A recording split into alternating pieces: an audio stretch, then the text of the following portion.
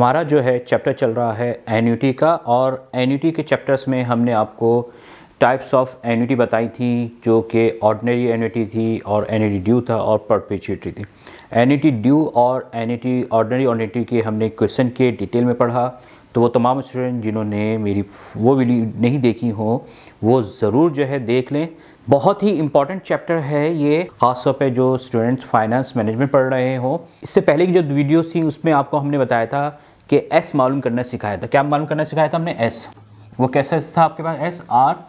तो ये एस क्या था? ये थी, हमने कहा था कि sum of the annuity future value.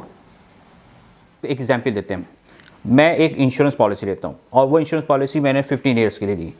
Every year जो है मैं कुछ अमाउंट्स जो है वो उसमें डिपॉजिट करता हूँ और वो कंपाउंडिंग होगा ईयरली। तो 15 साल बाद मुझे कोई ना कोई अमाउंट मिलेगा विथ मेरा जो रेगुलर पेमेंट थी वो प्लस उसके इंटरेस्ट के साथ। मैं अगर एक टाइम लाइन बनाऊँ, टाइम लाइन है ये नाउ अभी है स्टार्ट, यानी कि प्रेजेंट। मैं 15 ईयर्स तक जो है वो पेमेंट करता हूँ, 15 ईयर्स तक पेमेंट करूँगा। तो आफ्टर 15 ईयर्स यानी कि एंड, ये एंड हो जाएगी पॉलिसी, और इस एंड पे मुझे अमाउंट मिलेगा। वो अमाउंट क्या कहलाएगा? एस कहलाएगा इस फार्मूले के तहत। तो ये एंड क्या होगा? ये फ्यूचर में होगा ना, ये फ्यूचर ही होगा ना मेरा। हम कहेंगे फ्यूचर में जो है हमें इतना अमाउंट मिलेगा। तो हम जो है एन्युटी में, चाहे वो एन्युटी ड्यू थी चाहे वो एन्युटी ऑर्डिनरी थी, उसमें हमने ये अमाउंट मालूम किया था। तो इसका मतलब है कि ये जो आपके पास एन्युटी थी इसमें फ्यूचर वैल्यू में, तो फ्यूचर वैल्यू में क्या होता है? मूव करते हैं फॉरवर्ड, यानी कि करंट पीरियड से, यानी प्रेजेंट वैल्यू से आप मूव करके जाते हैं फ्यूचर वैल्यू की। ये जो वैल्यू है, मैं कहूँ कि भाई मुझे 15 साल बाद जो है वो 2 लाख रुपए मिलेंगे।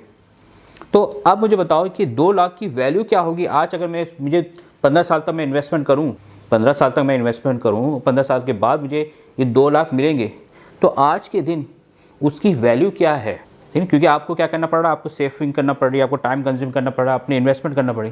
तो आप ये देखना चाहते हैं कि जो 15 साल बाद जो 2 लाख रुपए मिलेगा उसकी आज के दिन की क्या वैल्यू है। तो ये कहलाती है प्रेजेंट वैल्यू, इसको कहते हैं प्रेजेंट। तो प्रेजेंट वैल्यू का मतलब होता है, प्रेजेंट वैल्यू में हम क्या करते हैं? फ्यूचर से बैकवर्ड चलते हैं प्रेजेंट की तरफ। तो इसको हम कहते हैं डिस्काउंटिंग। इसको अक्सर क्या कहते हैं? तो डिस्काउंटिंग का मतलब क्या होता है? अक्सर ये वर्ड्स आएगा डिस्काउंटिंग। ये डिस्काउंट का मतलब नहीं, रिडक्शन नहीं है। ये डिस्काउंटिंग का मतलब होता है कि फ्यूचर वैल्यू से किसी ना किसी रेट पर, इंटरेस्ट रेट पर प्रेजेंट वैल्यू को मालूम करना, ये अमल हमारा क्या कहलाता है? डिस्काउंटिंग कहलाता है। अब आपके पास एक नेक्स्ट जो क्वेश्चन आ जाता है फाइनेंस मैनेजर के हिसाब से या फाइनेंस प्रोफेशनल के हिसाब से, कि आप जो है ये इन्वेस्टमेंट कर रहे हैं, कहीं कंपनी जो है कहीं इंटरेस्टेड है इन्वेस्टमेंट करने के लिए, और वो इन्वेस्टमेंट जो है हर रेगुलर पेमेंट के साथ करना चाह रही है, और कंपनी देखना चाहिए कि वर्थ वाइल है या नहीं है हमारी इन्वेस्टमेंट। क्योंकि हो सकता है कि आप किसी दूसरे प्रोजेक्ट में आप जो है वो क्या कर दें, जहाँ पर उसकी वैल्यू ज़्यादा हो उसमें कर दें, या कोई और दूसरा काम स्टार्ट कर लें। तो इस वजह से जो है हमें जो फ्यूचर वैल्यू होती है उसकी प्रेजेंट वैल्यू मालूम करना होती है, राइट। तो ये हम जो है वो हम आज मालूम करेंगे, इसको कहेंगे प्रेजेंट वैल्यू ऑफ एन्युटी।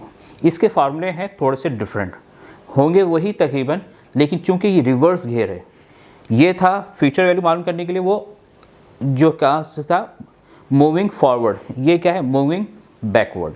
तो इसका फार्मूला हम देखते हैं, और इसमें आपने दोनों देखना है, एन्युटी ड्यू भी देखना है और एन्युटी ऑर्डिनरी भी देखना है, राइट। यहाँ मैंने जो है 2 फार्मूले लिखे हैं, एन्युटी ड्यू का और एन्युटी जो है वो ऑर्डिनरी का लिखा है। ऑर्डिनरी में क्या होता है कि ये पी फॉर प्रेजेंट वैल्यू, वहाँ पर आप क्या इस्तेमाल करते थे?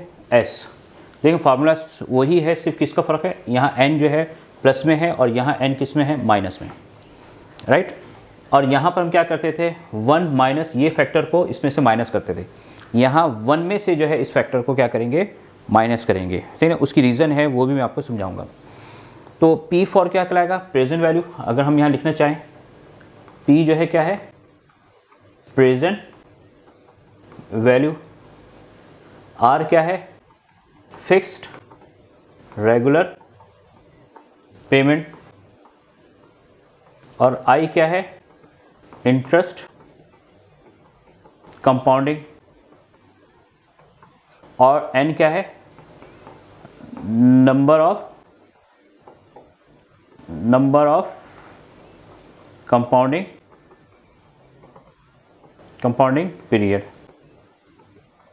तमाम आइटम के मीनिंग्स वही हैं जो कि मैंने आपको इस फार्मूले को फ्यूचर वैल्यू को निकालने के लिए बताए थे, सही ना। तो वो तमाम स्टूडेंट जो है उन्होंने मिस की हैं वीडियोस, वो ज़रूर देख लें, पार्ट 1, पार्ट 2, पार्ट 3, और ये अब जो है इसको हम देखेंगे। तो यहाँ क्या होगा, P निकल जाएगा, प्रेजेंट वैल्यू निकल जाएगी, यहाँ माइनस में रखेंगे, पावर किस में रखेंगे, माइनस में, वहाँ पावर किस में रखते थे, प्लस में। अब आपने जो है वो दोनों को रखना है, इस क्वेश्चन को समझना है, किस में जो है अगर एंड ऑफ द ईयर जो है, एंड ऑफ द पीरियड जो है आपकी पेमेंट हो रही हो तो ये फार्मूला लगाएंगे क्योंकि वो ऑर्डिनरी ड्यू में आ जाएगा। अगर बिफोर यानी कि स्टार्ट ऑफ द डेट हो रही हो तो ये आए। ये जो फैक्टर है, ये जो आपके पास है, इसको हम कहते हैं डिस्काउंटिंग फैक्टर। ये क्या है, डिस्काउंटिंग फैक्टर, क्योंकि इससे ही डिस्काउंट होकर आप आएंगे। और वो जो हम इसमें था उसमें हम क्या कहते थे, एक्यूमुलेशन फैक्टर, क्योंकि इंटरेस्ट जो है वो उसमें प्लस होके जा रहा होता है तो आगे बढ़ रहे होते हैं, यहाँ पीछे आ रहे होते हैं, सही ना, यहाँ पे। इसकी वजह से इसको कहा जाता है डिस्काउंटिंग फैक्टर्स कहलाता है। और वो क्या कहलाता है, वो कहलाता है एक्यूमुलेशन फैक्टर, क्योंकि वो इंटरेस्ट जमा होकर वैल्यू में। इसके क्वेश्चन जो है हम इसको करते हैं। यहाँ मैंने एक जो है क्वेश्चन लिखा है और उस क्वेश्चन में हम आपको बताएंगे कि किस तरह से बात हो रही है और क्या मालूम करना है, राइट। तो आए स्टार्ट करते हैं। कहते हैं कि मिस्टर जेम्स वांट्स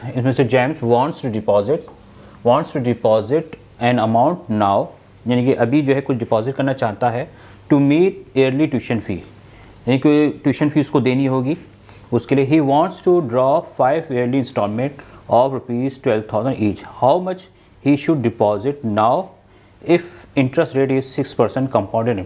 थोड़ा सा मैंने जो है क्वेश्चन जो है वो थोड़ा ब्रीफ करके लिखा है। तो क्या है कि इसको जो है ट्यूशन फ़ीस है, मिस्टर जेम्स है, उसको जो है किसी की भी ट्यूशन फ़ीस देनी है, और वो ट्यूशन फ़ीस कब देना है इसको, वो जो है बाद में देनी है, राइट। तो उस ट्यूशन फ़ीस के लिए पेमेंट करनी है। फॉर एग्जाम्पल अभी जो है वो आपको, जैसे आप हैं, आप जो है आपके फादर हैं, आपके फादर ने जो है आपको हायर एजुकेशन के लिए जाना है, और हायर एजुकेशन के लिए जो है जाने के लिए आपको जो है वो कोई ना कोई फ़ीस होगी। तो 5 ईयर्स तक जो है कितना है, 5 year. He wants to draw 5 yearly instalment. तो 5 साल की एजुकेशन है, और 5 साल की एजुकेशन के लिए जो है हर साल जो है वो मंथली एनुअली इंस्टॉलमेंट निकालेगा, इंस्टॉलमेंट ऑफ ₹12,000 ईच। तो 12,000 ईच साल के निकालेगा। How much he should deposit now, अभी जो है कितना उसको डिपॉजिट करना है, कि इंटरेस्ट रेट जो है 6% एनुअली, कंपाउंड होगा एनुअली। क्या मतलब हुआ, ये टाइम लाइन है, और ये कितना है, 5 ईयर्स, सही। तो अब पूछता है, ये है नाउ, सही। अब उसको जो है कुछ आने वाले अरसे के लिए जो है पैसा चाहिए। फॉर एग्जाम्पल उसको 10 साल बाद चाहिए, 5 साल बाद चाहिए, जो भी सही है, उसको जो है वो क्या निकालना है, फ्यूचर वैल्यू निकालना है, ठीक है। तो वो फ्यूचर वैल्यू जो है वो हर साल जो है कितना चाहिए इसको, 12,000 चाहिए। तो 5 साल तक जो है कितने चाहिए इसको, 12,000 चाहिए। 5 टाइम जो है 12,000 इसको चाहिए इसको। तो अब इस रिक्वायरमेंट, तो ये क्या होगी, 12,000 की जितने भी इसको पेमेंट करनी है, तो 12 पंजे कितना हो गया, 60,000, कितना होगा, 60,000 हो गई ना। कोई डिग्री है उसको हासिल करने के लिए हर साल 12,000 लगाएगा, तो 5 ईयर्स में कितना हो गया, 12 5 से कितना होगा, 60। तो उसको जो है इसको एजुकेशन के लिए एक्चुअली क्या चाहिए, 60,000 चाहिए इसको। तो हर साल उसमें से 12,000 उसको मिलते जाएंगे। तो अब इस अमाउंट को लाने के लिए अभी उसको कितना जो है डिपॉजिट करना है, ताकि जो है वो जो वाला अमाउंट जो अभी जो डिपॉजिट करेगा वो बिकम हो जाएगा कितना, 60,000। तो क्या मतलब हुआ, आपको जो है फ्यूचर वैल्यू दे दी गई है। कितनी फ्यूचर वैल्यू है, 12,000 दे दें या बोलते हैं आपको 60,000 दे दें। तो इस 60,000 की जो है वैल्यू नाउ कितनी होगी, अभी हमने क्या इन्वेस्टमेंट करें, जब जाके वो वैल्यू हमें कितनी मिले, 60,000 की। हमेशा याद रखें एक पॉइंट, फ्यूचर वैल्यू जो है वो ज़्यादा होती है और प्रेजेंट वैल्यू उसी की क्या होती है, कम होती है। तो इस फ्यूचर वैल्यू को आप रिवर्स बैक करेंगे, आप इसको डिस्काउंट करेंगे, या हमें पी जो है मालूम करना है, ये क्या है, प्रेजेंट वैल्यू, राइट। अब यहाँ पर जो है आर आपको दिया गया है। आर क्या है, आर जो है हर साल जो है 12,000 के, तो आर कितना दिया हुआ है, 12,000। तो एन्युटी जो है क्या कहलाती है, रेगुलर पेमेंट। तो हर साल आपको हर 5 साल तक जो है वो हर साल 12-12 मिलेंगे, तो रेगुलर पेमेंट कितनी होगी? 12-12 हज़ार की होगी, राइट। अब आपके पास टाइम कितना है? टाइम कितना है? 5 ईयर्स। ये 12-12 हज़ार कब तक मिले आपको? 5 ईयर्स तक। इंटरेस्ट रेट कितना है? इंटरेस्ट रेट जो है वो इंटरेस्ट रेट कितना है?